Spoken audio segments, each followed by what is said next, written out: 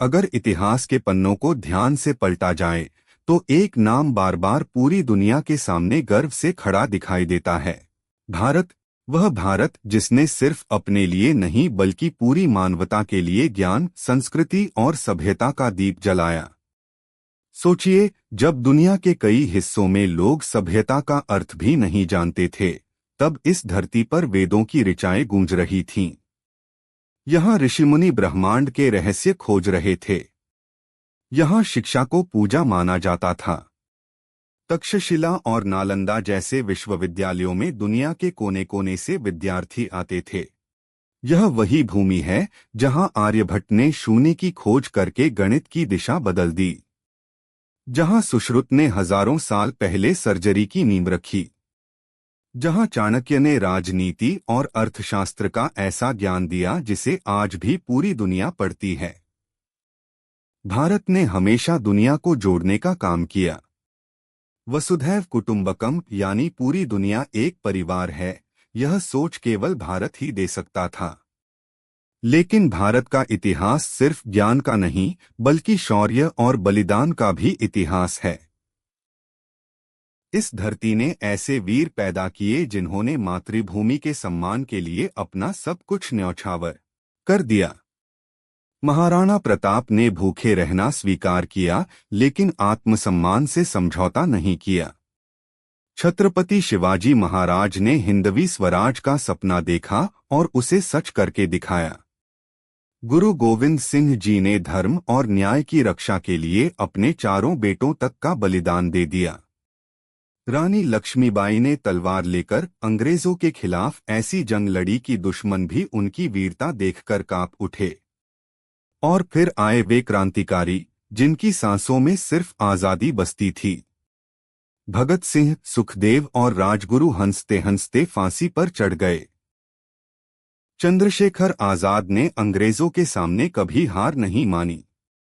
नेताजी सुभाष चंद्र बोस ने लाखों युवाओं के दिलों में आग जला दी जब उन्होंने कहा, तुम मुझे खून दो, मैं तुम्हें आजादी दूंगा। महात्मा गांधी ने सत्य और अहिंसा के बल पर दुनिया की सबसे बड़ी ताकत को झुका दिया। भारत ने गुलामी के दर्द को सहा, अत्याचार देखे, जलियांवाला बाग जैसे नरसंहार झेले, लेकिन भारत की आत्मा कभी नहीं टूटी, क्योंकि यह देश मिट्टी का नहीं बलिदानों का बना है। सिंधु घाटी सभ्यता से लेकर मौर्य साम्राज्य तक, गुप्त काल के स्वर्ण युग से लेकर चोल साम्राज्य, समुद्री शक्ति तक, हर युग ने भारत को और महान बनाया।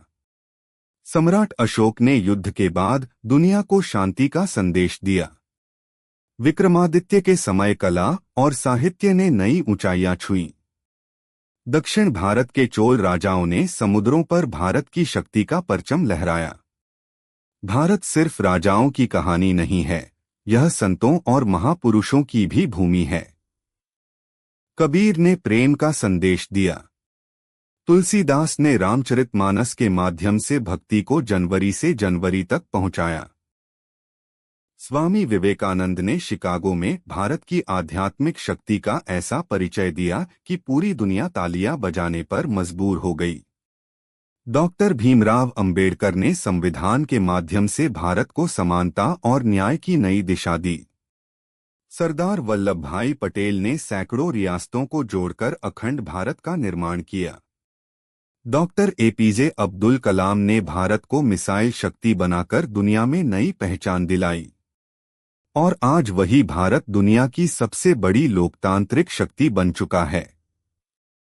वही भारत चंद्रयान और मंगलयान के जरिए अंतरिक्ष में अपना परचम लहरा रहा है।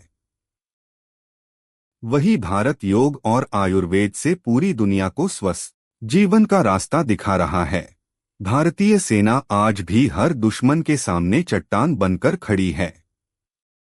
कारगिल के वीरों ने बर्फीली चोटियों पर तिरंगा लहराकर दुनिया को बता दिया कि भारत की ओर उठी हर बुरी नजर का जवाब मिलेगा। भारत की असली ताकत उसकी विविधता है। यहाँ हर भाषा में संस्कृति बसती है, हर धर्म को सम्मान मिलता है। मंदिरों की घंटियां, मस्जिदों की अजान, गुरुद्वारों का कीर्तन और चर्च की प्रार्थनाएं मिलकर एक ऐसी आवाज बनाती हैं जो दुनिया को भाईचारे का संदेश देती है। कश्मीर की खूबसूरती से लेकर कन्याकुमारी के समुद्र तक, राजस्थान के किलों से लेकर असम की हरियाली तक, भारत का हर कोना एक नई कहानी कहता है। और आज जरूरत है कि हम अपने इतिहास को जानें, अपने वीरों को याद रखें और अपने देश के लिए ईमानदारी से काम करें, क्योंकि हम उस महान भारत के वंशज हैं जिसने दुनिया को जीने का तरीका सिखाया। याद रखिए, भारत सिर्फ एक देश नहीं है, यह करोड़ों लोगों की आस्था है, यह संस्कृति का महासागर है, यह वीरों की अमर गाथा है, और यह वह आग है जो हजारों सालों से जल रही है और कभी बुझ नहीं सकती। जय हिंद, जय भारत।